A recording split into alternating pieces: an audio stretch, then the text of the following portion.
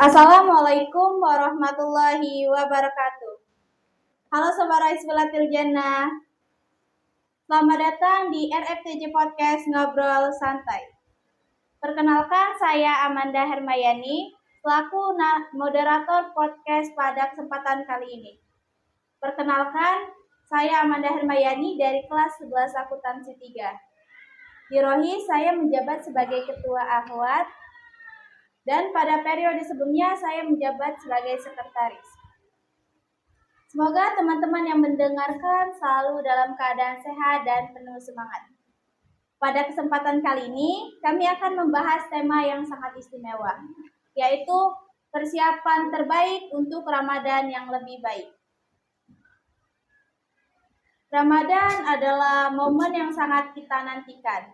Oleh karena itu, penting bagi kita untuk mempersiapkan diri sebaik mungkin demi Ramadan yang lebih baik lagi pada kali ini. Hari ini saya tidak sendiri. Telah hadir bersama kita narasumber yang akan berbagi ilmu dan pengetahuan seputar persiapan Ramadan. Halo, selamat datang Bapak. Assalamualaikum. Terima kasih sudah meluangkan waktunya untuk hadir di podcast kita kali ini. Bagaimana kabarnya Pak? Alhamdulillah sehat. Ya, sebelum memasuki pertanyaan, boleh Bapak silakan perkenalkan diri Bapak terlebih dahulu agar teman-teman sekalian juga lebih kenal lagi terhadap Bapak. Baik, terima kasih kepada moderator yang sudah memberikan kesempatan. Ya, Pak. Bismillahirrahmanirrahim. Saya adalah Mirasudin, SHMH, juga sebagai kegiatan sehari-hari sebagai pendidik di SMK Negeri 8 Palembang, juga pengajar di beberapa universitas yang ada di Kota Palembang, dan kami juga ada kegiatan membina rumah tahfiz yang berada di Talang Kelapa. Nama rumah tahfiznya Yayasan Zal Jalali wal Ikram. Masya Allah, luar biasa sekali. Bapak, kalau boleh tahu, Bapak tadi kan mengajar juga di universitas tuh. Universitas apa saja Pak, kalau boleh tahu? Karena mungkin ada alumni-alumni kita juga yang bersekolah di universitas tersebut. Ya, saya mengajar di Universitas Ahmad Dahlan, Kota Palembang, yang berada di belakang Rumah Sakit Muhammadiyah Pelaju ya. Oh, waduh, ternyata Bapak ini mengajar di Universitas Ahmad Dahlan. Sangat-sangat luar biasa, teman-teman. Oke, terima kasih telah memperkenalkan dirinya Bapak. Langsung saja kita masuk ke topik pembahasan ya Pak. Pak, kita kan sebentar lagi akan menyambut Ramadan nih Pak. Benar. Apa sih yang harus kita lakukan untuk mempersiapkan diri kita sebelum Ramadan nih Pak? Ya, jadi alhamdulillah ya, tidak terasa kita sebentar lagi akan berjumpa dengan bulan yang berkah, bulan yang penuh dengan kemuliaan, yaitu Syaidus Suhur, penghulunya seluruh bulan, yakni bulan suci Ramadan. Tinggal beberapa hari lagi. Iya, benar Pak. Maka di dalam menyambut kedatangan Ramadan ini tentu pertama kita harus sambut dengan riang gembira. Iya. Dengan senang, dengan gembira, karena ada salah satu ungkapan mengatakan man farriha bidukhuli Ramadan harramallahu jasaduhu 'alan niran. Siapa yang senang, gembira dengan datangnya bulan Ramadan, maka jasadnya akan diharamkan dari api neraka. Luar biasa ya. Iya, Masya Allah, luar biasa sekali. Jadi teman-teman, penting bagi kita untuk merasa senang akan hadirnya bulan Ramadan. Mari kita sambut bulan Ramadan kita dengan penuh kebahagiaan dan semangat. Pak, kita kan beribadah nih kadang naik turun Pak ibadahnya, terutama untuk Manda sendiri. Bagaimana sih Pak cara meningkatkan kualitas ibadah kita untuk menyambut bulan Ramadan? Ya, tentu kita sebagai manusia ini memang keimanan kita itu naik turun. Makanya salah satu persiapan di dalam menyambut Ramadan juga harus kita siapkan keimanan yang utuh. Ya. Artinya apa? Puasa itu adalah panggilan bagi orang-orang yang beriman. Disebutkan di dalam Al-Quran surah Al-Baqarah 183, Allah berfirman, A'udzubillahi minasyaitonirrajim, Bismillahirrahmanirrahim, Ya ayyuhalladzina amanu, kutiba alaikumus syiyam. Wahai orang-orang yang beriman, diwajibkan atas kamu untuk berpuasa. Artinya puasa itu panggilan bagi orang yang beriman. Makanya kita harus selalu menguatkan keimanan kita tersebut. Karena banyak orang yang mengaku muslim tapi dia tidak berpuasa. Kenapa? Karena imannya rendah, imannya lemah. Nah, makanya kita harus meningkatkan keimanan. Dengan cara bagaimana?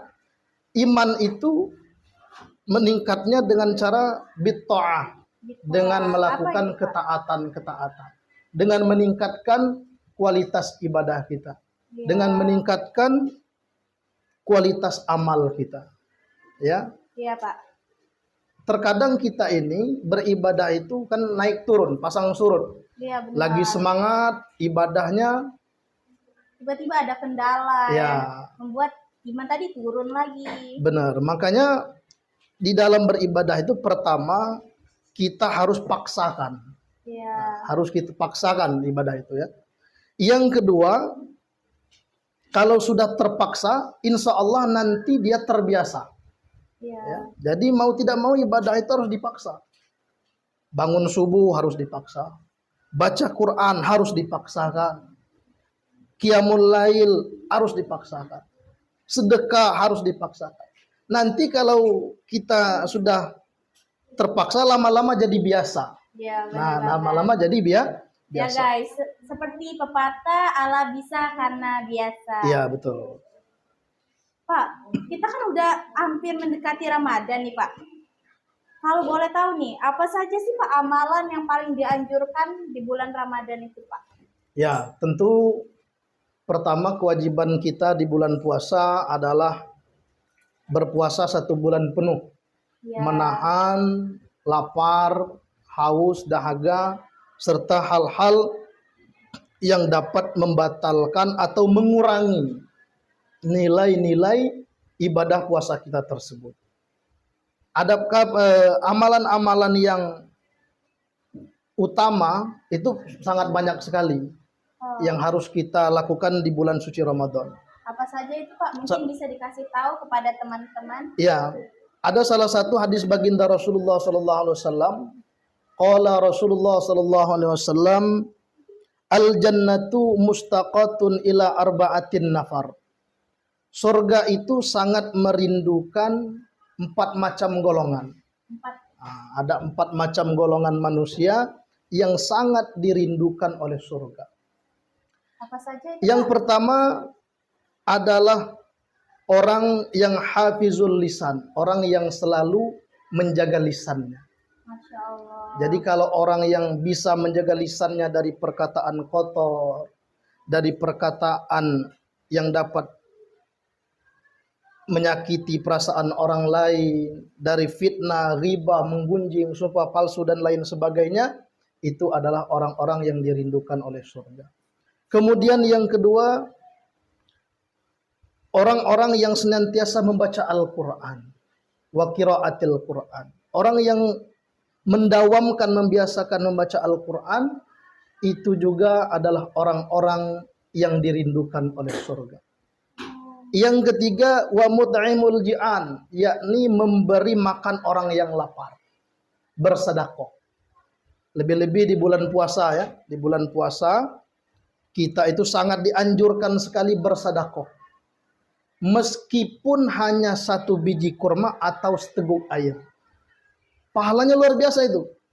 Orang yang memberi makan orang yang berpuasa, itu dia mendapatkan ganjaran pahala sama seperti orang yang berpuasa tersebut tanpa sedikit pun mengurangi nilai ibadah puasanya.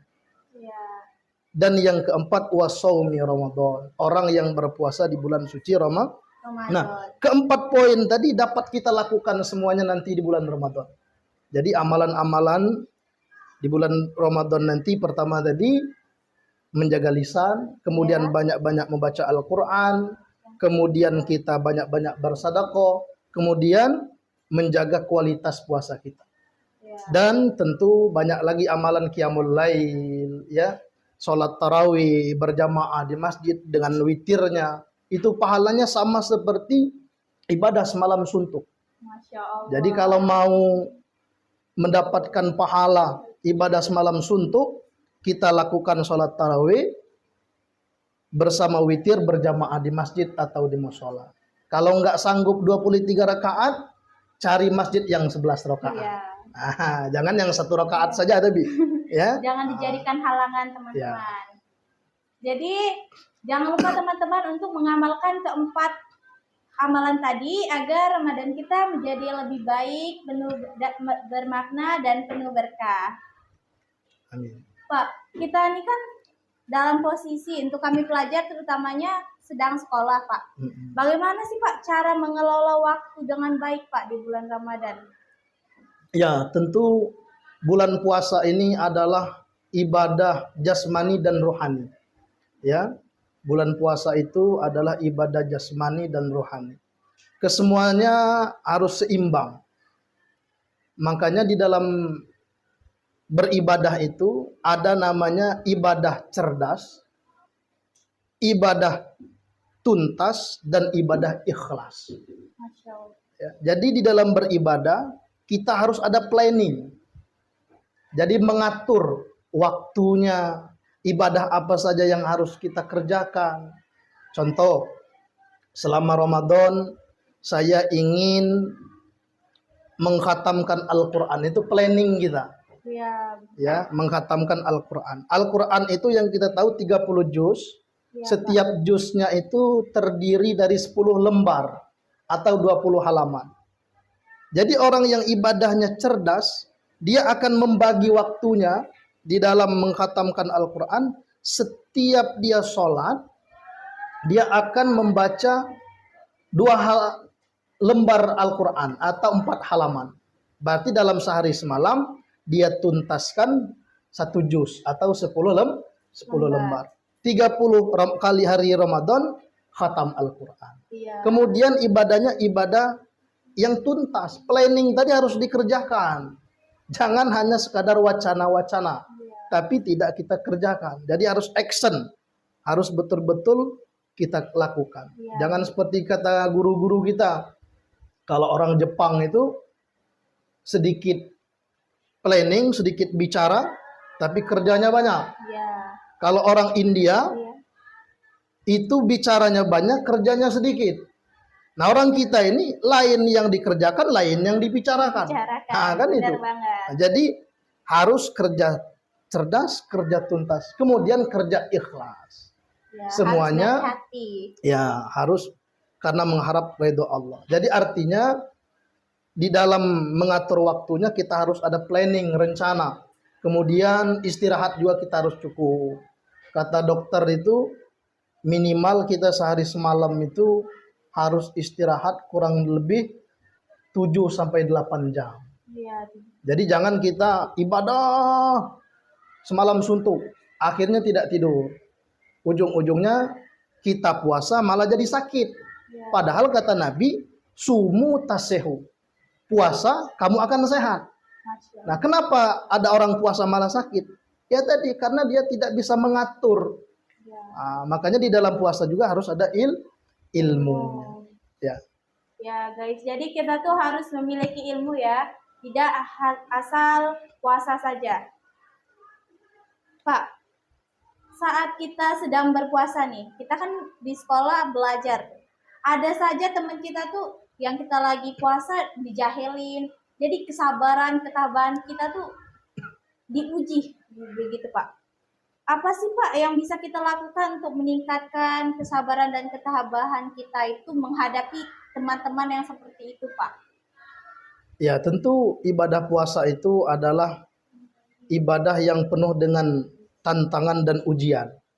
Di sisi lain kita sudah harus sabar menahan Iya lapar, benar. harus sabar menahan haus, kemudian harus sabar menahan hawa nafsu. Iya.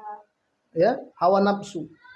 Jadi puasa itu sejatinya kita berperang melawan hawa nafsu. Makanya kita harus mampu menundukkan itu. Jadi ketika ada orang yang mencemooh kita, menjahilin kita, sampaikan saja, ini soim, sesungguhnya aku sedang berpuasa. Kalau dia masih juga ya kita tinggalkan saja. Nah, jangan sampai gara-gara ada orang akhirnya ibadah kita menjadi rusak. Jadi lebih baik mengalah demi untuk kita memenangkan ibadah kita kepada Allah Subhanahu wa taala. Jadi begitu, harus tahan ya emosi kita, hawa nafsu kita di dalam menjaga kualitas puasa tersebut. Harus banyak-banyak bersabar. Memang itu ujian daripada ibadah puasa. Iya Pak. Berbicara tentang sabar dan ketabahan menghadapi teman yang jahil ketika puasa. Bagaimana Pak cara yang baik ketika menegur teman tersebut agar kita merasa tenang dan teman tersebut juga tidak merasa tersinggung?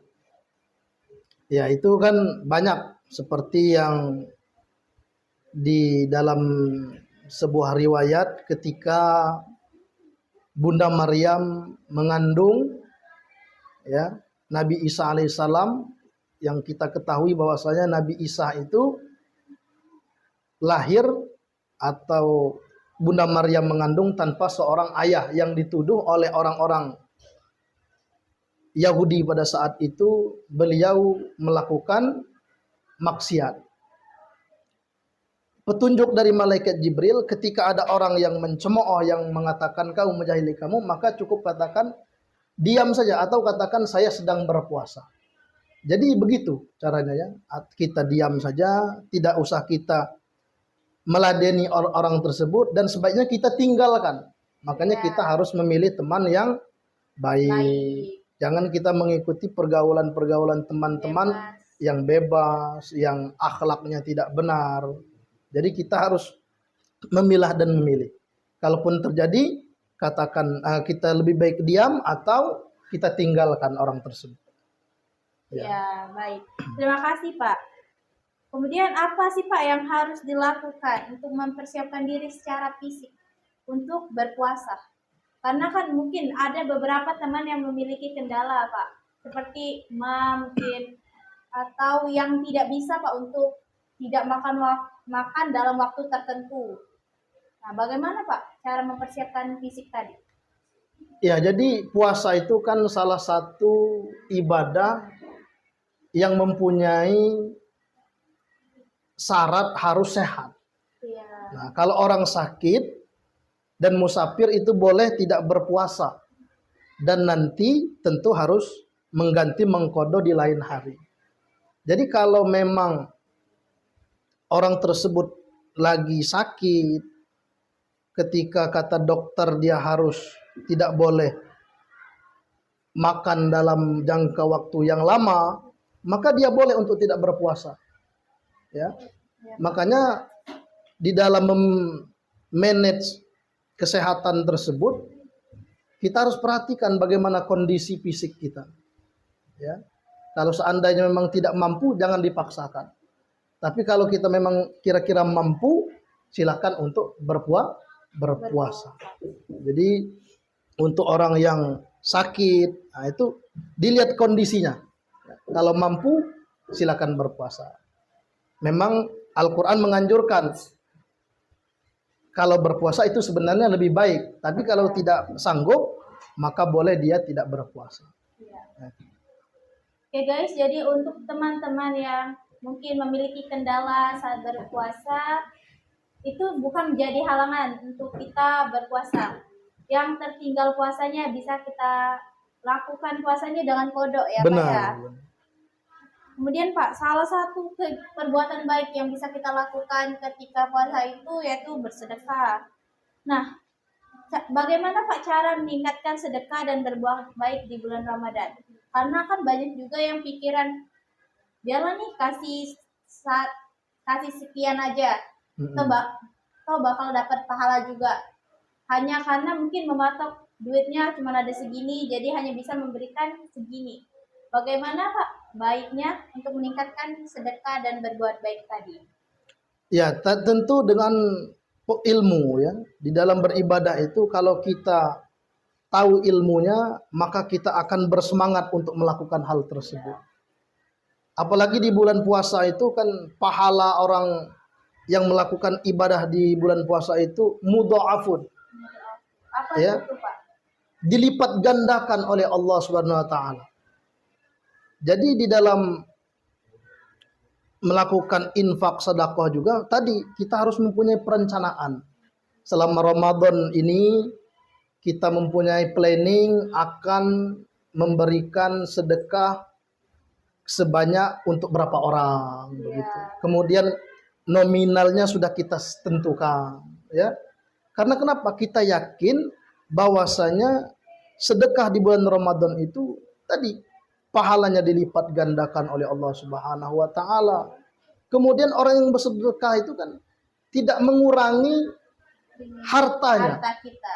Belum pernah kita dengar berita gara-gara orang bersedekah jadi bangkrut. Iya, benar. Nah, malah orang yang rajin sedekah itu hartanya semakin banyak. Iya, Allah lipat gandakan. Nah, dilipat gandakan oleh Allah Subhanahu wa taala.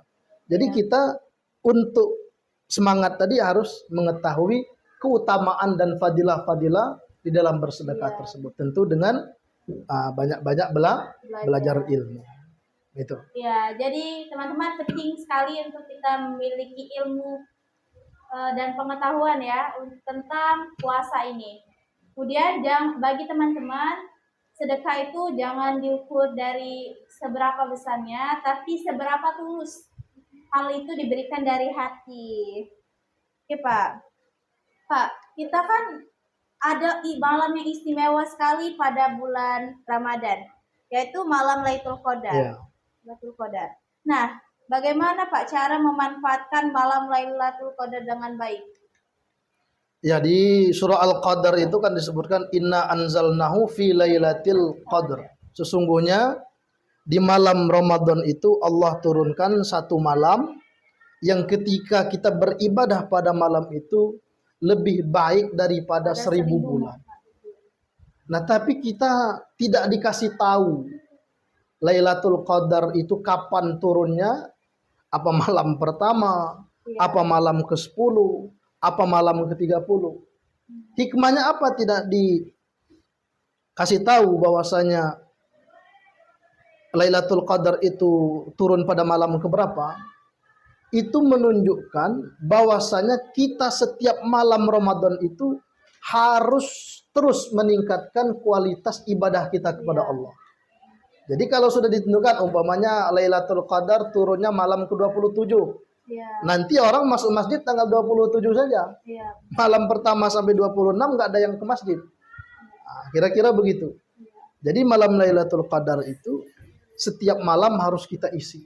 Insya Allah kalau setiap malam kita melakukan qiyamul lail, tadarus Al-Quran, sholat tahajud, tarawih, witir, ya, zikir dan lain sebagainya, insya Allah kita akan mendapatkan malam Lailatul Qadar tersebut. Masya Allah. Jadi begitu. Ya, benar sekali.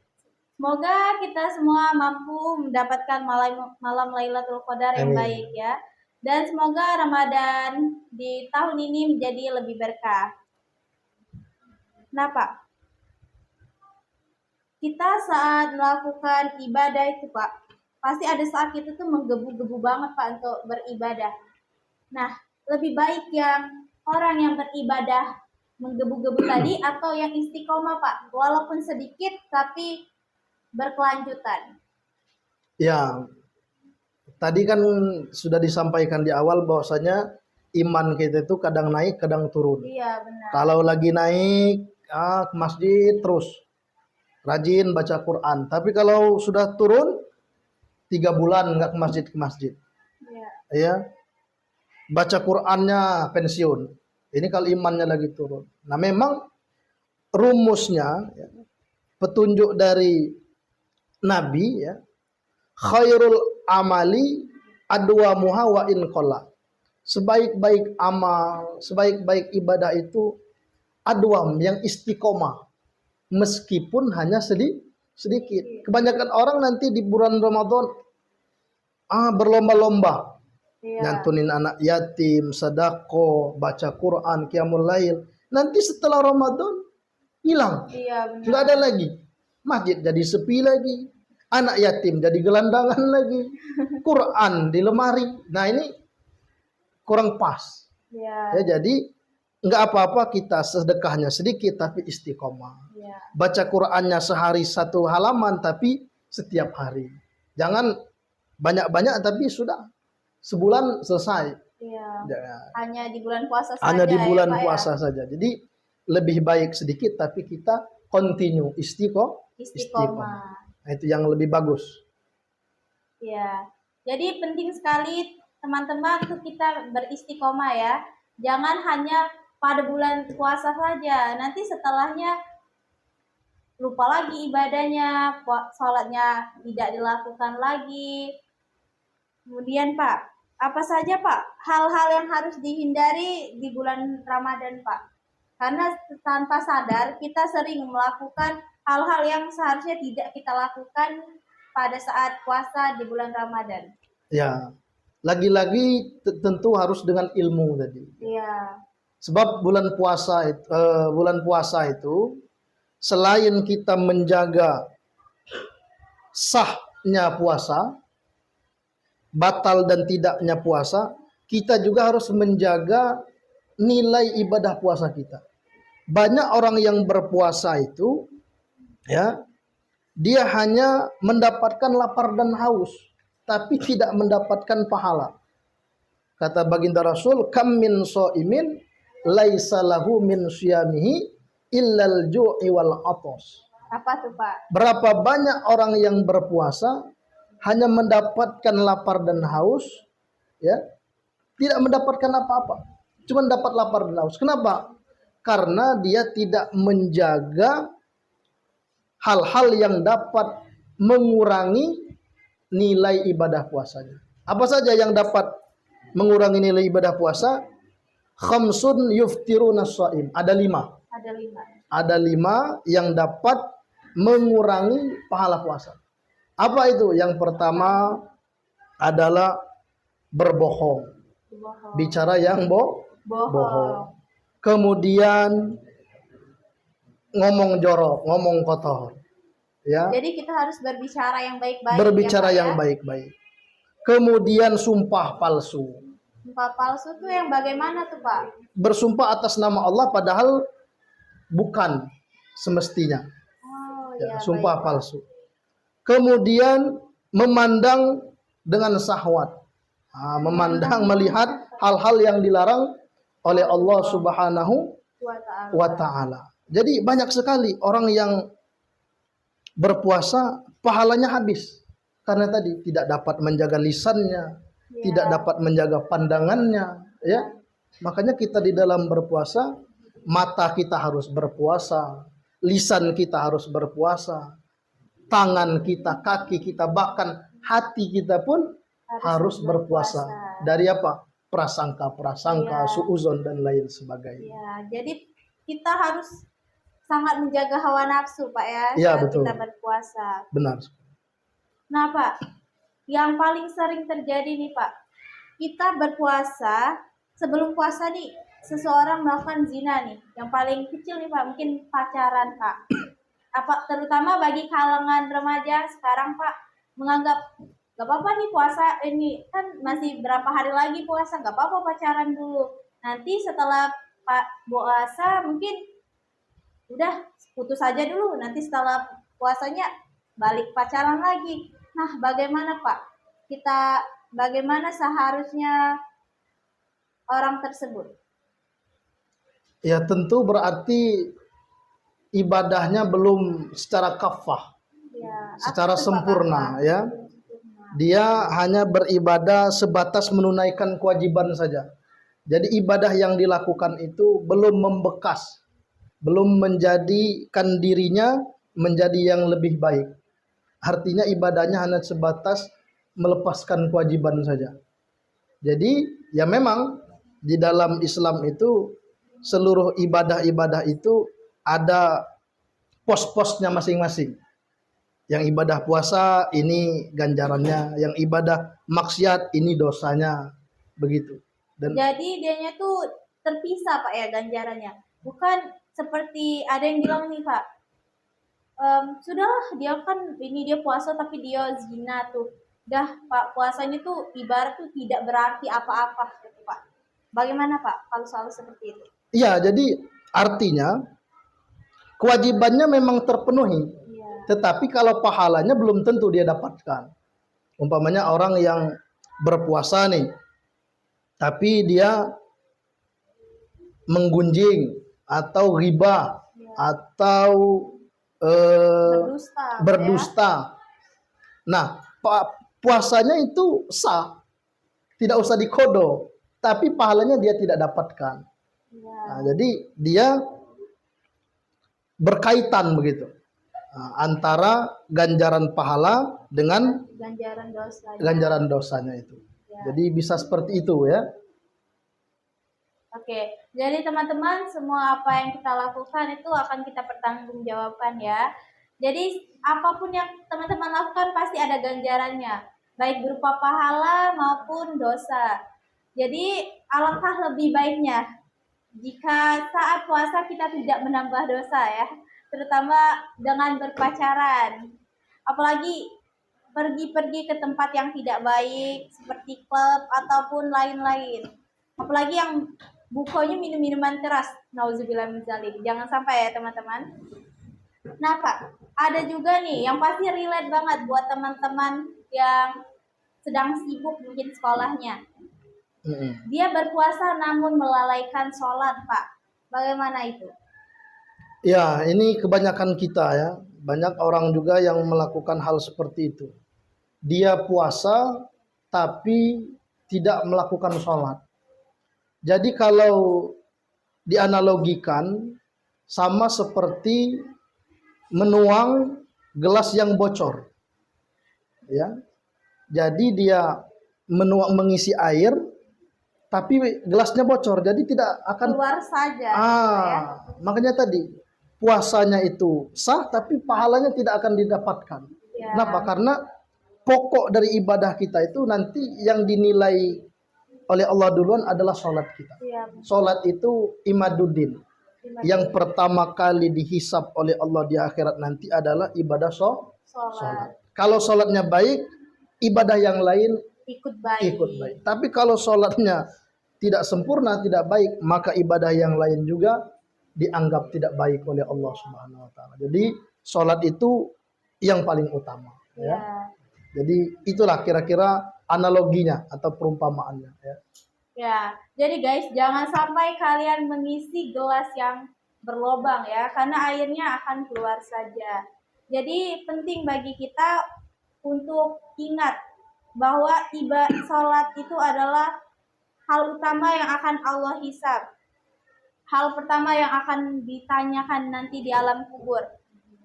Jadi jangan sampai teman-teman lalai untuk sholat. Karena sholat itu sangat penting ya teman-teman. Sholat juga membawa kebaikan bagi kita ya Pak ya. Benar. Terus juga iman kita tuh meningkat juga karena sholat. Dan yang pasti akan menjauhkan kita dari melakukan hal-hal buruk. Pak, boleh Pak minum dulu Pak, silakan. Ya. Belum puasa kita kan? Iya. Mumpung belum puasa kita minum dulu.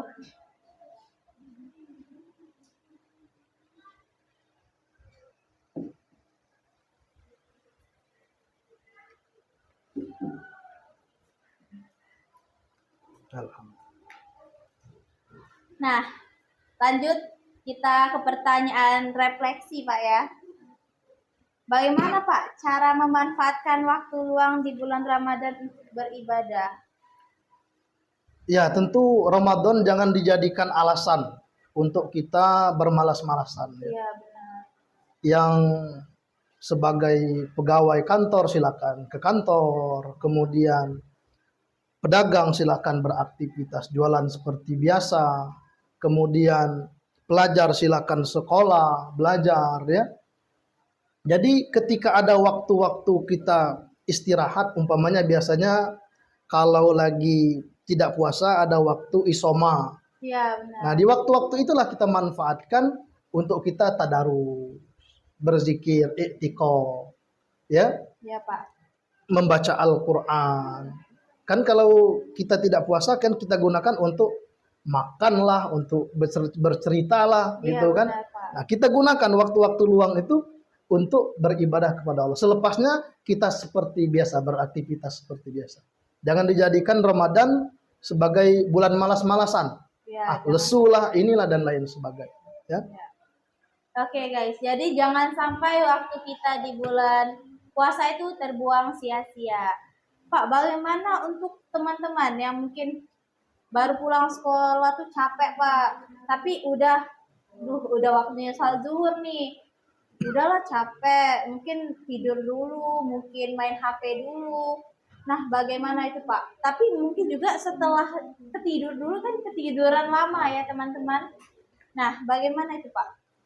Ya makanya kita tadi harus memanage waktunya. Kalau malamnya kita tidak terlalu larut malam, kita tidur ya, kemudian kita bangun sahurnya. Sahurnya itu juga jangan terlalu cepat. Kita kan sekarang imsaknya subuh, azan subuh 4.50 kurang lebih. 4.50 ya. Kurang lebih. Maka di jam 4 itu kita masih bisa untuk makan sahur. Iya. Jadi jangan terlalu Mepet ya Pak ya waktunya. jangan terlalu cepat, jangan terlalu mepet. Iya. Ya. Kita ambil kurang lebih setengah jam dari azan Imsak. subuh, dari imsak atau itu masih pas untuk kita melakukan makan sahur. Jadi waktunya teratur, istirahat kita cukup. Jadi yang lesu, ketiduran dan lain sebagainya tidak akan kita rasakan. Tapi kalau kita tidak dapat memanage, mengatur waktunya, itu yang terjadi. Akhirnya kita di siangnya ngantuk, akhirnya kadang sholatnya ketiduran, tadarusnya tinggal dan lain sebagainya. Jadi tentu harus tadi di bulan Ramadan itu sebelumnya harus kita planningkan terlebih dahulu, ya. Harus kita atur waktunya dengan sebaik-baiknya. Begitu kira-kira. Iya. Boleh Pak saran Bapak untuk memanage waktu tidur Pak, karena terutama bagi kami para pelajar, terutama Manda sendiri Pak ya, kami di sekolah belajar mungkin malamnya buat tugas nih Pak, jadi kemalaman tidurnya, kadang begadang Pak, terutama mungkin ada kesibukan organisasi Pak. Nah, bagaimana sih tips dari Bapak untuk memanage waktu tidur tadi agar tidak kesiangan besoknya? Ya, tentu setiap kita ada pekerjaan, ada kewajiban, ada aktivitas ya. Maka setiap tugas yang diberikan kepada kita, dibebankan kepada kita sebagai pelajar ya, itu harus cepat-cepat diselesaikan, jangan ditunda-tunda. Nah, ini kesalahannya karena menunda-nunda. Kebanyakan main game, main gadget dan lain sebagainya. Akhirnya yang wajibnya terabaikan diisi dengan waktu yang sia-sia. Kemudian kita keteteran, gelabakan. Jadi kalau kita betul-betul mendahulukan kewajiban kita, tugas kita cepat-cepat diselesaikan, tidak ditunda-tunda, saya rasa cukup waktu yang sudah diberikan oleh Allah 24 jam itu ya. Sangat banyak sekali itu. Tapi kita tadi banyak lalai. Itu.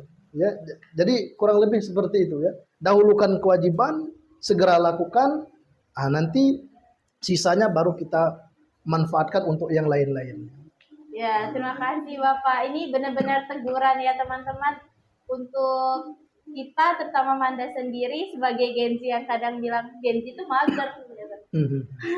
Ya, saya ada banget Pak pepatah Gen Z itu mager. Jadi, wah, aku Gen Z, aku mager gitu. Jadi akhirnya hal-hal yang menjadi kewajiban kita lalaikan. Kita malah membuang waktu kita dengan sia-sia. Padahal kita tadi bisa melakukan ibadah, kita malah main HP. Apalagi kita jalan-jalan keluar, cuman tuh jingak jajanan yang seharusnya tidak kita lihat ya. Ya. Nah Pak, Al-Quran itu tuh benar-benar apa tuh Allah turunkan tuh untuk pandangan hidup kita kan Pak. Nah, apa saja sih Pak keutamaan membaca Al-Quran itu Pak di bulan Ramadan? Ya, Al-Quran itu diturunkan di bulan Ramadan. Makanya salah satu mengapa bulan Ramadan menjadi bulan yang mulia, karena di bulan Ramadan diturunkannya Al-Quran. Al-Quran itu selain pedoman hidup bagi manusia, pembeda antara hak dan yang batil, mempunyai sisi ganjaran pahala bagi yang membacanya dan mendapatkan syafaat bagi pembacanya. Ya, satu huruf Al-Quran itu yang kita baca itu mendapatkan 10 kebaikan, gitu. 10 ganjaran pahala, 10 derajat diangkat oleh Allah. Alif Lam Mim itu 3 huruf. Iya, Berarti sudah 30 30 kebaikan, 30 ganjaran pahala, 30 derajat kita diangkat oleh Allah. Kemudian di riwayat yang lain Rasul bersabda, Iqra'ul Quran fa innahu ya'ti yaumal qiyamah syifaan li ashabi. Bacalah Al-Quran, ya. Nanti Al-Quran itu akan menjadi syafaat, menjadi penolong bagi orang yang membacanya. Jadi luar biasa ya Al-Quran. Makanya kita selain membaca, kita harus mempelajari pesan yang tersirat dan tersurat di dalam Al-Quran. Kemudian baru kita amalkan. Itulah yang akan membimbing kita menuju ridho Allah, selamat di dunia dan masuk surga di akhirat nanti. Wah, Masya Allah sekali. Nah, teman-teman, Al-Quran itu memberikan pahala yang amat sangat besar ya untuk kita jika kita lakukan. Pak, bagaimana membaca Al-Quran di bulan Ramadan? Apakah ada benefit yang lebih besar mungkin Pak? Agar teman-teman lebih semangat juga ya untuk membaca Al-Qurannya. Boleh Pak? Iya, tadi sudah disampaikan bahwasanya di Ramadan ini seluruh ibadah yang kita lakukan itu pahalanya dilipat gandakan oleh Allah Subhanahu wa taala. Ya, seluruh yang kita lakukan, sedekah dilipat gandakan. Sampai berapa? Sampai tidak terkira, tidak tahu kita sampai berapa. Ya. Mungkin kalau di luar Ramadan baca Al-Quran satu huruf mendapatkan 10 kebaikan. Di Ramadan bisa-bisa menjadi 100 kebaikan. Sampai tidak terkira. Itu ya. Jadi betul-betul Ramadan ini harus kita sambut dengan gembira, kita isi dengan amal ibadah dengan sebaik-baiknya. Karena belum tentu kita dapat berjumpa dengan Ramadan yang akan datang. Ini sebuah nikmat yang luar biasa. Ya. Banyak sekali teman-teman nikmat yang kita dapatkan di bulan suci Ramadan. Jadi jangan sampai 30 hari bulan suci Ramadan kita terlewatkan begitu saja. Pak, membicarakan soal Al-Quran yang turun di bulan suci Ramadan. Boleh nih Pak, ceritakan sedikit tentang turunnya Al-Quran di bulan Ramadan Pak.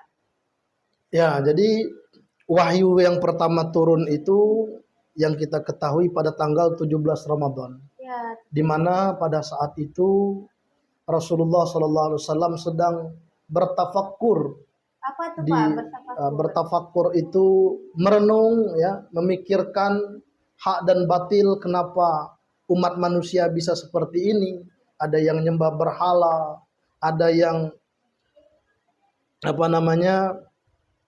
melebih-lebihkan suku, kedudukan, jabatan, gitu kan. Akhirnya Rasulullah itu bertafakkur. Beliau menyendiri ya di Gua Hira yang berada di Jabal Nur di kota Makkatul Mukarramah. Itu selalu beliau lakukan. Sebelum beliau diangkat menjadi nabi, menjadi rasul ya. Beliau melakukan hal tersebut. Nah, ketika itulah malaikat Jibril datang. Masya Allah. Malaikat Jibril datang, kemudian menghampiri Rasulullah, kemudian malaikat Jibril menyampaikan wahyu pertama. Apa itu? Pak? Surah Al-Alaq. Surah Al-Alaq ayat 1 sampai 5. Iqra bismi rabbikal ladzi khalaq. Dan seterusnya. Nabi disuruh ikuti, tapi kata Nabi ma'ana biqari, saya tidak bisa membaca. Diajari lagi sama malaikat Jibril sampai 3 kali, baru Rasulullah bisa. Dan ayat pertama turun adalah Iqra, membaca. Artinya apa? Kita harus belajar Iya. ilmu, pengetahuan dan agama dan lain sebagainya. Itu.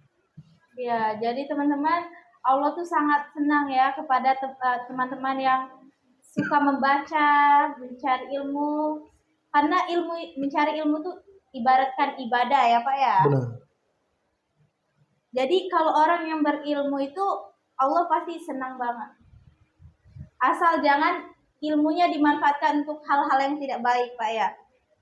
Pak, kalau boleh tahu, hal apa saja yang mungkin pernah Bapak alami selama puasa yang mungkin bisa dijadikan pembelajaran untuk kita semua? Ya, selama puasa itu tentu kita sama-sama ya merasakan bahwasanya ada pesan yang tersimpan di dalam puasa tersebut. Semua orang pasti tidak suka dengan namanya lapar, dengan namanya haus ya. Tapi kita harus memahami, oh disitulah bahwasanya Allah memberikan pelajaran bagi kita yang dirasakan oleh saudara-saudara kita yang kadang makan, kadang tidak, yang serba kekurangan. Maka di situ puasanya dapat menumbuhkan empati, dapat menumbuhkan simpati kita terhadap orang-orang yang serba kekurangan selama ini. Jadi kalau kita sudah dapat merasakan itu, maka orang tersebut akan semangat untuk berbagi. Kita tidak makan saja lapar, apalagi orang-orang tetangga kita, keluarga kita yang kekurangan, maka kita harus menumbuhkan sikap dermawan dengan kita melakukan ibadah puasa. Jadi ada pembelajaran ya, kalau kita memang betul-betul merasakan puasa itu dengan sebenarnya. Kalau boleh tahu Pak, apa sih sekiranya yang menyebabkan kurangnya empati dan simpati kita untuk orang-orang di sekitar kita yang mungkin memerlukan bantuan dari kita? Ya tadi, karena puasanya tidak dijadikan sebagai pelajaran. Dia hanya sebatas rutinitas saja. Puasanya dijadikan sebatas rutinitas ya, sebagai menunaikan kewajiban. Akhirnya dia tidak mengambil hikmah daripada perintah puasa tersebut. Makanya kalau kita mau merenung ya, setiap yang diperintahkan oleh Allah itu pasti ada dampak positifnya. Dan setiap yang dilarang oleh Allah pasti ada dampak negatif. Ya, benar. Makanya kita tadi harus iqra, harus membaca, dipelajari apa maknanya, apa hikmahnya dan lain sebagainya. Iya, itu tadi Pak. Pak, kalau boleh tahu nih, apa sih hal-hal yang mungkin dilakukan oleh Rasulullah Pak ketika beliau sedang berpuasa, agar mungkin kami dan teman-teman semua dapat melakukannya juga Pak, menerapkannya dalam puasa kami di bulan Ramadan ini. Ya, mungkin ini sesi ini ya, terakhir lah ya. Iya. Ya, jadi baik sekali pertanyaan yang ini ya. Rasulullah Sallallahu Alaihi Wasallam itu dia dimulai dari sebelum Ramadan, dari bulan Sya'ban beliau sudah berpuasa, sudah latihan. Ya. Sudah, kalau orang lain itu artinya sudah melakukan persiapan ya, sudah latihan di bulan Sya'ban berpuasa, berzikir, membaca Al-Quran dan lain sebagainya, supaya di Ramadan nanti sudah menjadi terbiasa. Kemudian setelah di Ramadan ya, di awal-awal Ramadan beliau ya ibadah seperti biasa, puasa, kemudian melakukan sholat qiyamul lail. Tapi di 10 terakhir Ramadan beliau mengatakan, ayo kita eratkan sarung kita, ikat pinggang kita, kemudian kita kuatkan genggaman gigi kita, dan beliau mengajak anak keluarganya. Artinya apa? Di terakhir Ramadan beliau betul-betul melakukan ibadah itu dengan lebih giat lagi, sampai membangunkan anaknya, istrinya untuk sama-sama meningkatkan ibadah kepada Allah Subhanahu wa taala. Digunakan untuk i'tikaf dan lain sebagainya. Jadi begitu ya. Jadi di awal Ramadan kita semangat dan di akhir Ramadan harus semangat lagi. Ya. Kalau masyarakat kita kan kebalik. Ya. Di awal Ramadan semangat, di akhir Ramadan tidak semangat lagi. Nah, banyak yang kalau di awal Ramadan masjid penuh, di akhir Ramadan mall yang penuh. Iya, betul ya. Shopnya semakin maju. Ya, mestinya shop itu yang bagus semakin mundur. Nah, kebanyakan masjid-masjid kita shop-shopnya itu semakin maju. Akhirnya tinggal imam sendirian nanti yang sholat. Nah itu. Ya. Jadi begitu. Ya. Ini Pak, 2 pertanyaan terakhir nih Pak. Yang pertama, bagaimana cara meningkatkan kualitas sholat di bulan Ramadan Pak? Ya, jadi Ramadan tadi adalah syahrul ibadah. Bulannya untuk beribadah. Jadi di dalam Ramadan sholat kita itu harus kita betul-betul paksakan. Bahwasanya kita yakin di Ramadan ini ganjaran pahalanya dilipat gandakan oleh Allah. Kemudian tadi harus dengan ilmu kita tahu bahwasanya kita kalau sholat tarawih diiringi dengan witir kemudian dilakukan berjamaah, pahalanya sama seperti sholat tahajud semalaman. Nah, dengan mengetahui hikmah-hikmah tersebut, maka mudah-mudahan kita akan tergerak untuk mengambil bagian daripada ganjaran-ganjaran pahala tersebut. Ya. Begitu ya. Masya Allah, banyak sekali ya teman-teman nikmat di bulan Ramadan ini. Pertanyaan terakhir nih Pak, apa yang harus kita lakukan Pak untuk mempertahankan semangat Ramadan setelah bulan Ramadan berakhir? Ya, jadi Ramadan itu adalah sebuah madrasah, sebuah pendidikan. Yang namanya madrasah, pendidikan itu ya bukan dilihat pada saat prosesnya, tapi setelah selesai prosesnya. Jadi untuk melihat orang berhasil atau tidaknya Ramadan, nanti kita lihat setelah selesai Ramadan. Kalau di Ramadan dia rajin ke masjid, wajar. Di Ramadan rajin bersedekah, wajar. Di Ramadan rajin baca Quran, wajar. Karena apa? Pahalanya banyak, waktunya memang disempatkan. Nah, tapi kita lihat, berhasil tidak dia setelah Ramadan. Kalau setelah selesai Ramadan masih rajin sholat ke masjid, masih rajin baca Quran, masih rajin bersedekah, maka itulah orang yang berhasil dididik selama bulan Ramadan. Ya. Nah, jadi teman-teman, Ramadan itu ibaratkan madrasah yang merupakan pendidikan yang bertujuan untuk mendidik kita agar menjadi lebih baik lagi setelah puasanya. Nah, penjelasan yang sangat bermanfaat bagi kita semua dari narasumber kita yang luar biasa. Semoga teman-teman yang mendengarkan bisa menerapkan tips-tips tersebut dalam kehidupan sehari-hari. Sama-sama kita berdoa, terutama mudah-mudahan kita kesemuanya dipertemukan dengan Ramadan 1447 Hijriah. Kemudian Ramadan ini adalah ladang kita untuk mencari pahala yang sebanyak-banyaknya, tempat kita untuk mencari berkah Allah Subhanahu wa taala, tempat kita untuk mencari ampunan Allah Subhanahu wa taala. Maka dari itu mari kita betul-betul gunakan Ramadan ini dengan sebaik-baiknya. Ya. Tidak terasa kita sudah sampai di akhir podcast hari ini. Terima kasih banyak kepada Bapak Mirasudin atas ilmu dan motivasi yang telah dibagikan kepada kami. Semoga bermanfaat bagi kita semua dalam menyambut bulan suci Ramadan yang lebih baik. Amin. Saya selaku moderator mengucapkan terima kasih kepada para pendengar yang telah menyimak podcast ini dari awal hingga akhir. Mohon maaf apabila ada kekurangan. Kami akhiri. Wassalamualaikum warahmatullahi wabarakatuh. Waalaikumsalam warahmatullahi wabarakatuh.